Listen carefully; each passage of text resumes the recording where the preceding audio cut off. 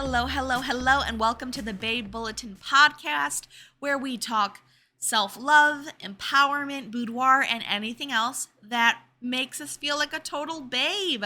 I'm Alicia, a boudoir photographer in Wisconsin. I focus on body liberation, and I am so stoked that you are here and listening so I can share everything that I've learned about it with you.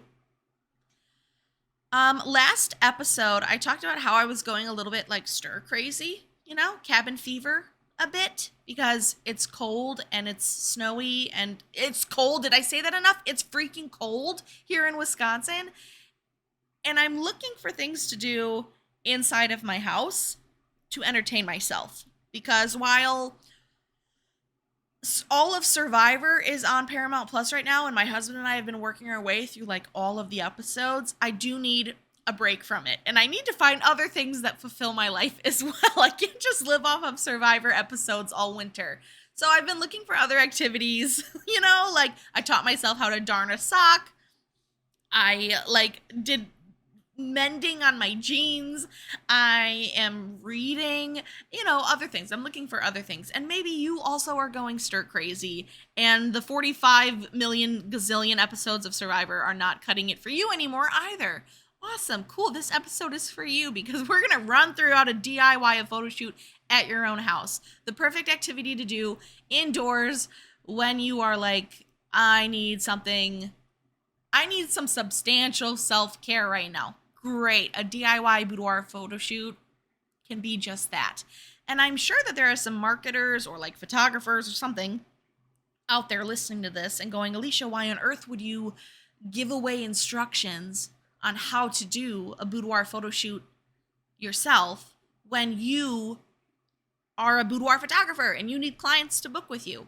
Well, the two experiences are very different. Doing something yourself and then hiring an expert, very different. But I think there's merit in both. I don't think one is inherently worse or better than the other. It just comes down to what your needs, your wants, your budget, your personal preferences are. That's all. So when somebody books a photo shoot with me, they don't have to lift a finger. It's a full day of pampering, relaxation. I guide them through everything. I dress them in studio wardrobe. They don't have to bring anything with.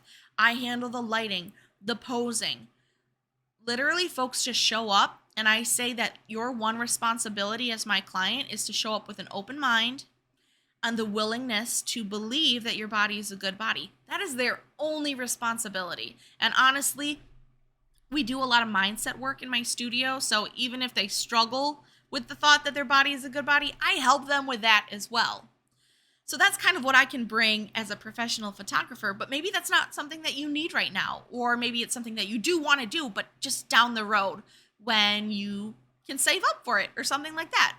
Or maybe you're like, I need photos right now. My husband or girlfriend or partner is away on a business trip and I want to send them something kind of fun. Or I had a really, really horrible body image day and I need a boost right now.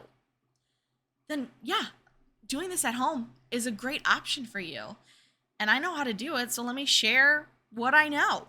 Because with a little bit of creativity and a little bit of planning and some self-confidence, you can absolutely create a stunning DIY boudoir photo shoot at your house right now. So let's dig in. Let's walk through how to do a photo shoot at home that makes you feel like a total boss. My first piece of advice, we got to think about lighting. How do we want to set the mood with the lighting in our home? Lighting is everything when it comes to photography, especially boudoir, because it gives us different feelings, different vibes. Soft, natural light is going to be a best friend right here. So I would recommend trying to photograph yourself during golden hours, which means it's either in the afternoon right before the sun sets or in the morning right after the sun has come up. If you're like me and you are not a morning person, then that 4 p.m., 5 p.m. golden hour, at least now in the winter, will be perfect for you. I'd recommend shooting like near a window because then you get really pretty, dreamy, diffused light. But you know what? Natural light isn't always an option, and that's okay too. For example, in my kitchen at home, golden hour is not a thing that happens in my kitchen. So if I wanted to take some like DIY spicier photos in my kitchen, I'm not gonna be able to really use a ton of natural light because it's just where my room is compared to where the windows and the sun is.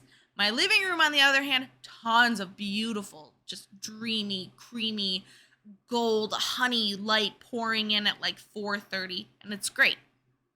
But everybody's houses and or apartments are a little bit different, so you know better than I do what the light looks like at what time of the day. So if you can't use natural light, that's all right. I'd recommend like a soft, warm lamp, something that gives off like warmer light rather than cooler light. Or you could honestly even use like a ring light if you have one, which I know those are getting more and more popular with folks as they kind of create content from their own home. So maybe you have a ring light that gives you nice constant light. Also, candlelight, very pretty. And phones now, the cameras on phones are pretty good at being able to adjust exposure. So even though that's really, really low light and you probably get a lot of grain, you could honestly even shoot with candlelight, and that would be very, very pretty, very sensual, very soft. What you want to avoid is overhead lights. I'm looking at you, department store lighting. You know the kind of lighting that I'm talking about. It's right above you. If God forbid it's fluorescent. Ugh. The reason we want to avoid overhead lighting most of the time is that it just creates wonky and kind of like unflattering shadows. The light isn't going to catch in your eye because the light's above you. So if you think about it, the light is coming down, it's going to hit your brow bone and maybe your eyelid, and it's not going to ever catch in your eye, and it's going to create a shadow over your eye. So then you just have like black eyes with no pupil. That's not great. We love to be able to see eyes in photos if you're looking at the camera. So unless you're going for like Nosferatu scary vampire vibes, I would avoid overhead lighting if you can. So think about window light, natural light. Golden hour is always excellent. Soft, warm lamp light if you've got it, or even candlelight.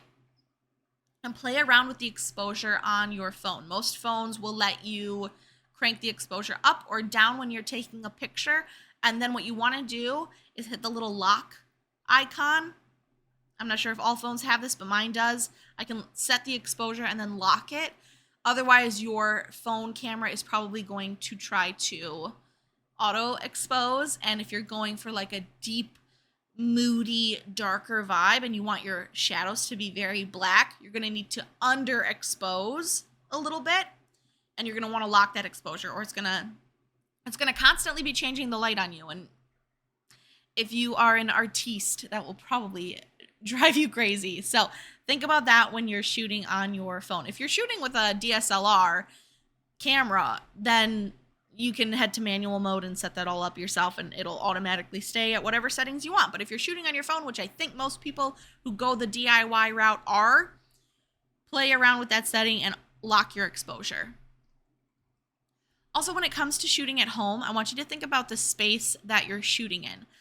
I think choosing a comfortable and private space should be your number one priority. If you have other people who live at home, this is the opportunity to go into a room and lock the door so nobody else but you is going into that room. You need your own space where you feel comfortable and safe to kind of explore maybe some of your insecurities, or, you feel safe enough to kind of photograph yourself on camera without someone else popping their head in and seeing what you're up to. So maybe that's a bedroom. Living rooms are really great. Just any little cozy corner of your home, that works. You do need to kind of clean up the area. So if you got some dirty dishes on the edge of your nightstand, or some water bottles, or the bed is looking a little bit too messy. I love a messy bed, but it has to be like a stylized messy. Tidy up your space a little bit before you start shooting on it, because those things can be really distracting. And the focus of the portrait should be you. I want all of the eyes to be going on you. Even if the only people who ever view that photo are you, I want you to look at it and zoom in right on you, not all of the stuff that's going on in the background. So just clean up the area in order to keep the focus on the subject, which is you. And then throw in some little personal touches as well. So if you've got like a really soft, chunky knit blanket or some fairy lights or flowers, grab those. Let's enhance the vibe a little bit. I love textures on texture. When I shoot here at my studio, I've got lots of velvets. I've got satins. I've got a very chunky, like super textured pink blanket. I've got a really fuzzy white pillow. I've got like a I have a wool sheepskin. Haha. I have a sheepskin rug. So I really like to play around with textures in the studio. Think about doing the same thing. Like throw a blanket over your couch. Make sure that the bedding on your bed, if you're shooting in your bedroom, is a little bit different. Texture will help a ton, and it's going to create that more like cozy, comfortable space. And it's easier to be vulnerable, and it's easier to do scary stuff, which sometimes photographing ourselves is kind of scary. It's easier to do that when your space is like cozy and comfortable. So think about that when you are picking your location in your home to shoot in.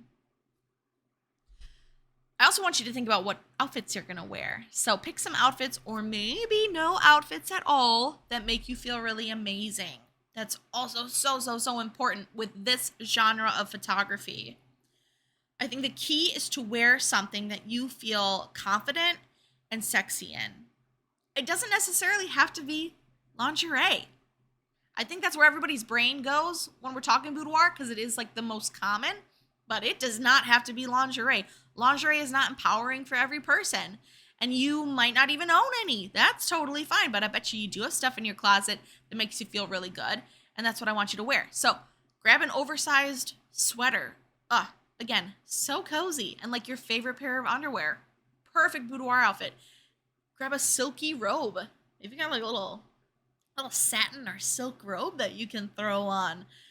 Honestly, even a strategically placed bed sheet is a great outfit. You don't have to really wear anything, and you can drape a sheet around your body in a way that looks so luxurious and sometimes even like very ethereal.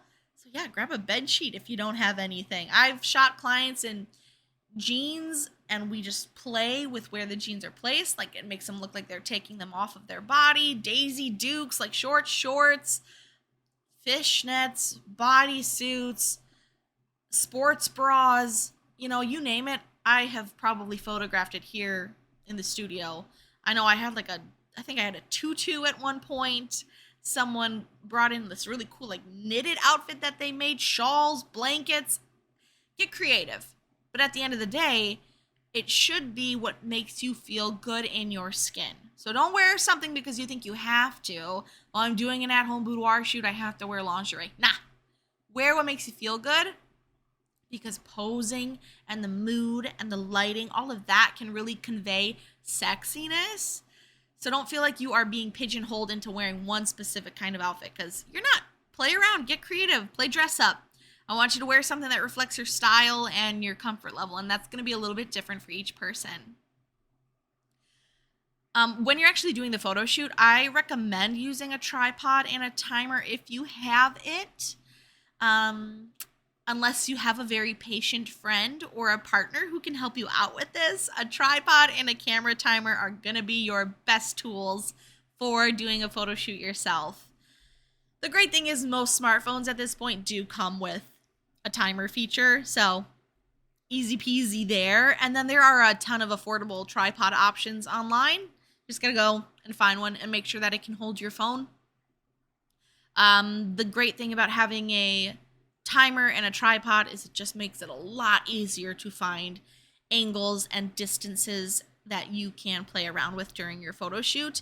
If you're really stuck, you could always prop your phone up against like a set of books, or you could kind of DIY something, but then you're typically really locked in to just that angle and that spot, because you don't want to haul a makeshift tripod around with you as you move to different areas in your room. So I'd recommend just investing a little bit of money into getting an actual tripod. It just makes it so much easier to experiment with framing and composition, which trying to take really like sexy or beautiful or elegant or whatever kind of portraits of yourself, framing and composition is important. So that would be my one suggestion on something to buy. Many smartphones also. Here's a little pro tip for you. A lot of them come with like a remote shutter option, so you could actually trigger your camera without having to go back and forth, which is super helpful because it is exhausting and you're gonna sweat. You're gonna sweat. I certainly do when I try to take my own portraits and I'm running back and forth. I'm trying to pose, run to the camera, set the timer, come back, pose, run to the camera, set the timer, come back. It is exhausting. And I don't want your photo shoot to feel exhausting. I want it to be fun. So maybe also invest in a remote shutter. Or here's another little bonus tip. You could just let the camera run in like video mode. And then what you do when you're watching the video back is screenshot. So the quality of your images might be worse because you're screenshotting instead of actually taking a photograph. But it just kind of comes down to what are you using the images for? Are they just for you to look at on your phone when you're having a bad body image day? Or are they to quick, text someone special?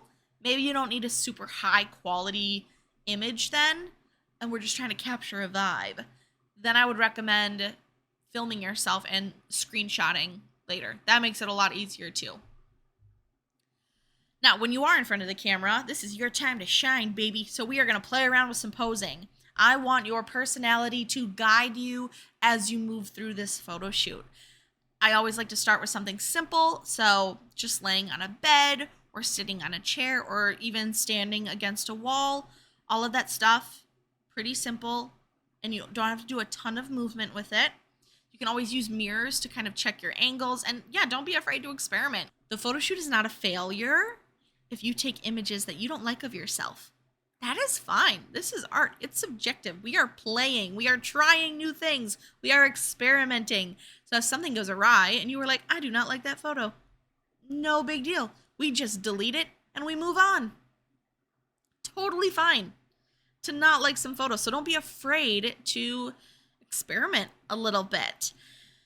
Then once you've kind of maybe gotten a couple of like the more simple basic poses down, then let's incorporate things like pillows and sheets or, flowers. I mentioned flowers earlier. Maybe grab those and pose with them a little bit. Add some texture, add some interest. And remember that the best poses are the one that make you feel confident. That's really, really important for doing this at home by yourself. What makes you feel confident? A couple of things that I want you to keep in mind. I got more pro tips for you coming your way. I recommend pointing toes and thinking about triangles. We want to create shapes with our body, so think about that. If something can bend, try bending it. All of this adds interest, visual interest, and a little bit of movement as well. And do not forget to drop those shoulders. I know you guys out there, you like to hold all of your tension in your mouth and in your shoulders. And I want you to drop them, okay? And I want you to think about your breathing as well. Here at the studio, I like to recommend in through your nose and out through your mouth. That's a really good way to relax those shoulders and your mouth so we can let go of the tension that's hanging out in there. I also want you to think about the details of your, DIY photo shoot because those little details can make a really big difference. That's something that I'm always looking for when I am shooting my clients. So before your photo shoot, check for anything that might distract from your photos, like stray items in the background. That you'll probably be doing this when you're tidying up your space. So just take a look at, what's going on in the background and see what you can remove if it is distracting. You can also think about hair, makeup, nails, things like that. You don't have to go all out, although you totally can. You can also choose to keep everything very natural. I just want you to think about that and choose a look that makes you feel the most like your fabulous self. So if you're going for something like cozy at-home chill vibes. Maybe you don't do your hair. Maybe you throw it up in a messy bun and you keep your makeup really simple, or you don't wear any makeup at all. It's totally up to you. For me, I always feel most like myself when my nails are done. I always have to have my nails done. So I do them myself, but when I'm rocking a natural nail, it really doesn't feel like me. So when I take my own portraits, I like to make sure that my nails are done, whether it be a gel manicure I do or press-ons. I'm almost always wearing press-ons. Just things like that. I want you to keep that in mind so that when you are viewing the photos, those little details don't distract you from the whole vibe of the photo. And after you've taken the photos, I want you to edit with care, okay? Because I know it's going to be very tempting, especially if you struggle with body dysmorphia or just body image issues, things like that. The temptation is to take that photo into Photoshop or Facetune or whatever and change everything about your body. But I find that that is very detrimental to our body image, and it kind of defeats the whole purpose of doing a session like this. So really think about how you're going to edit your portraits and how much you want to do to them. There are plenty of free or affordable apps like Lightroom and Snapseed and Visco that allow you to adjust lighting, color, fix minor blemishes, stuff like that. I'm just going to really, really encourage you to not overdo it, okay? Because I know the temptation is there and I get it. But the goal should be to kind of enhance, I guess we'll say, by fixing lighting and color and things like that. Not to change what makes you, you. So I like to edit photos when I'm retouching and editing. I think about how does the person that I just photographed, how did they feel during that photo? And how can I edit to reflect that? So at my studio, you know, the word sexy comes up a lot, sensual comes up a lot. So I do like to edit very dark, moody, mysterious, sensual, giving just all of the shadows, all of the contrast, film noir vibes. Like, I really like that. Very bold, also very colorful at times. So I keep that in mind. And I remove things that are not a permanent part of my clients' bodies. So a rash that just had to show up right before your photo shoot. Maybe eczema was flaring up a little bit in a certain spot. Maybe you got some acne. That's what my body loves to do. It loves to break out right before photo shoots. Your cat scratched you. You know, whatever it is. That kind of stuff I remove because it's not normally a part of your body. And so that's maybe how I would encourage you to edit as well. But maybe you want to leave all of that because it is authentically you in that moment. That's cool too. It's completely up to you. That's the great thing about doing this yourself is you get to pick how much or how little, whatever you want to do. You get to pick the colors. You get to pick the tones. You get to pick how saturated the image is or how bright your highlights are or how dark your shadows are. That's all up to you. I am just, again, going to encourage you to leave your body shape alone. Okay? Because the temptation, and it's so easy with some of these apps to tuck and pull and move things around. And are we really teaching ourselves that our bodies are good and deserve our love and deserve our respect if we photograph them and then immediately change everything about them in Facetune? Those two things don't really go together very well, in my opinion. But at the end of the day, it's your photo shoot and you can do what you want. And last but not least, when you are doing this yourself, I want you to give yourself a little bit of grace, okay? Posing in front of a camera, especially for boudoir photos, can be very vulnerable. So be kind to yourself and do not stress about every little detail. This is about celebrating your unique beauty and your power and your strength and all that good stuff. So just focus on having fun and embracing the experience. This can be a little bit hard when you are doing it yourself because there's no one there to encourage you or cheer you on. With a professional photographer, It's a little bit easier because I'm there to root for you and to guide you and to help you and to cheer you on and let you know that you're a total baddie. But when you are on your own, you kind of have to do that for yourself. So give yourself some grace. Let the little stuff go. And if your inner critic starts to show up, I just want you to recognize that it's happening.